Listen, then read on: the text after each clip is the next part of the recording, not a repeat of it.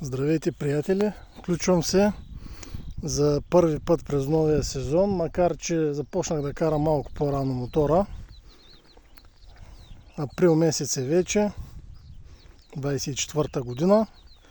И разбира се, преди да подкарам така по-сериозно машината, беше редно да я закарам при майстор, да я огледа и да споделя някои така съображения, които имах, които се състоят в следното.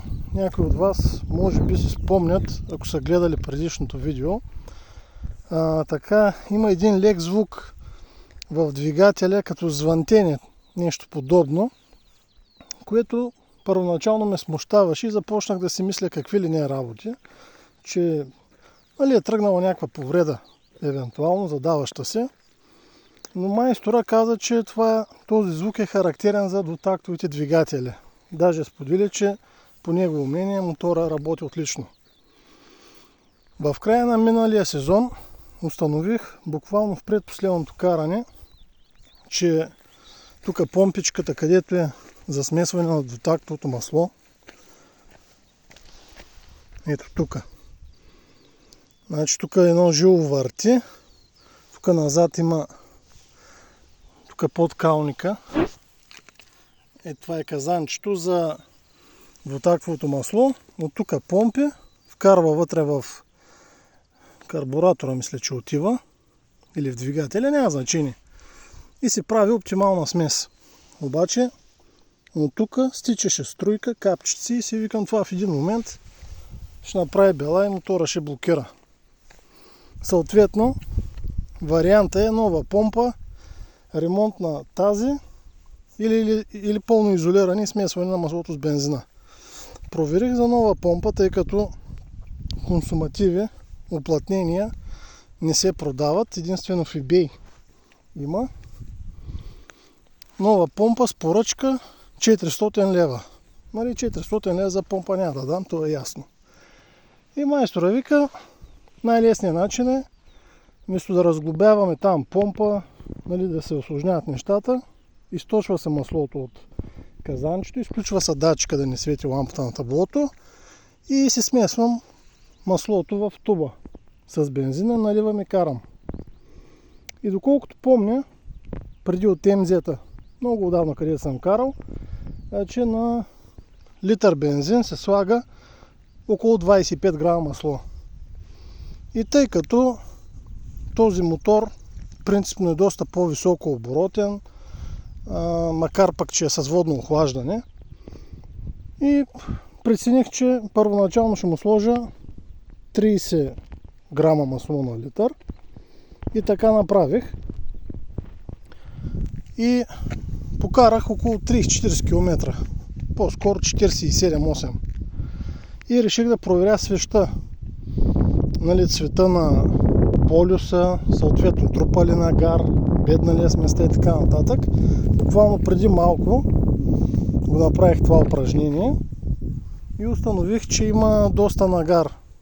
Т.е. трябва да намаля маслото. И ще го намаля на 25 грама. В момента е с полусинтетика на Repsol. Имах останало масло, но съм се взел на как беше това? На Motul пълна синтетика и с нея ще пробвам на 25 грама на литър масло. Мисля, че ще му е добре, ама като заредя на следващото каране, пак ще извадя свеща, за да преценя. Предполагам, че вече 25 грама ще е добре. И тук има един друг момент при карането на двутактов двигател.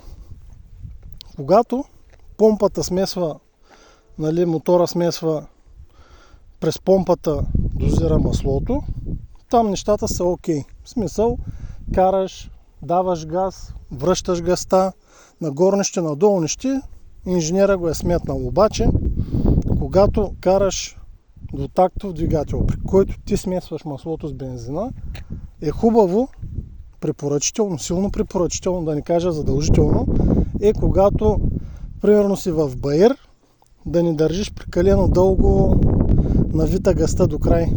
Както казват хората, масура до край при отворен дросел.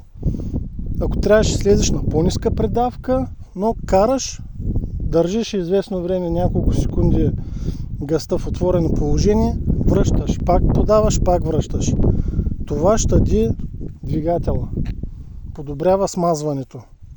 При спускане по надолнище по същия начин. Значи, ако има един такъв много голям участък при каране, нали, в планина, изпускаш и наклонът е голям, не е желателно, примерно ти да си на най-висока скорост и да разчиташ инерцията само да убива скоростта. Там лекичко пак трябва да се подава газ, връщаш, подаваш, връщаш. Така съм научен от много години, как съм почнал да карам мотор. Така съм чувал и от други мотористи, че карат машините си. От майстор също, който, нали, прави ремонти на двутактови двигатели. Това като препоръка също. Нали, го знам и мисля да се съобразя. И други неща за момента няма. Смисъл такъв. Това беше важно. Нали, смесването на маслото. Там помпичката, да кажем, да не зарежда масло през нея, да си смесвам бензина. Антифриза е сменен миналия сезон. Сега няма да го сменям. Спирачната течност този сезон ще я прескоча. Аз не съм я сменял по принцип, ама гледам, че е бистра и няма да пипам. Гумите са добри, веригата, запчатките също. Днеска даже измих мотора. Аз ползвам масло такова двигателно и със стара четка за зъби мажа веригата и отзад запчатката. И като ги намажа, напред-назад така разкарвам, докато превърти няколко оборота, да намажа навсякъде. И надявам се да нямам проблеми, нали, технически.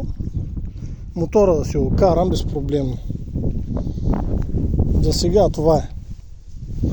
По-нататък, ако има други ситуации, нещо интересно, ще се включа.